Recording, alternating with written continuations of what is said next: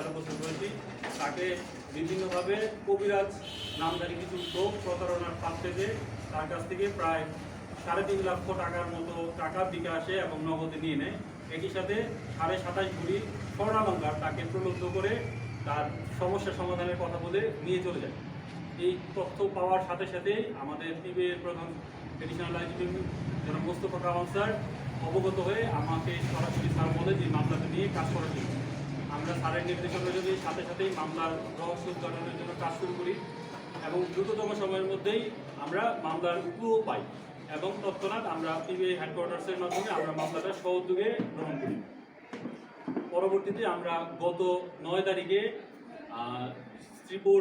গাজীপুর জেলার শ্রীপুর মাওনা থেকে এই মামলার সাথে সরাসরি জড়িত 2 জন আসামি মুসা এবং রফিককে গ্রেপ্তার করে নিয়ে আসি এবং তাদের কাছ থেকে আমরা মামলার খুব গুরুত্বপূর্ণ কিছু আলামত উদ্ধার করি যে এতে প্রতীয়মান হয় যে তারা এই ঘটনার সাথে সরাসরি সম্পৃক্ত।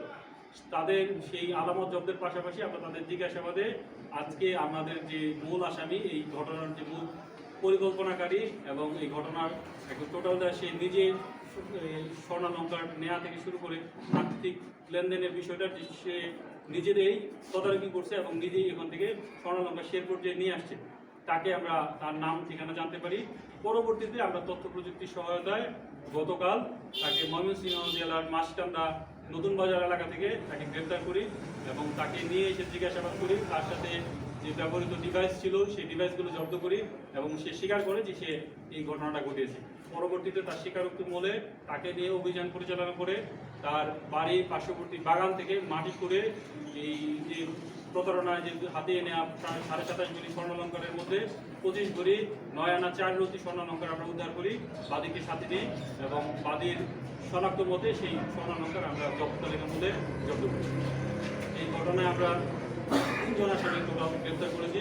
এখন পর্যন্ত মুসা, রফিক এবং মনির এদের আমরা আদালতে প্রেরণ করতেছি এবং পরবর্তীতে এই মামলা সংক্রান্তে আরও যারা জড়িত আছে তাদের বিষয়ে তদন্ত অব্যাহত রেখে তাদেরকেও আমরা আইনের আওতায় দ্রুততম সময়ের মধ্যে নিয়ে আসবো।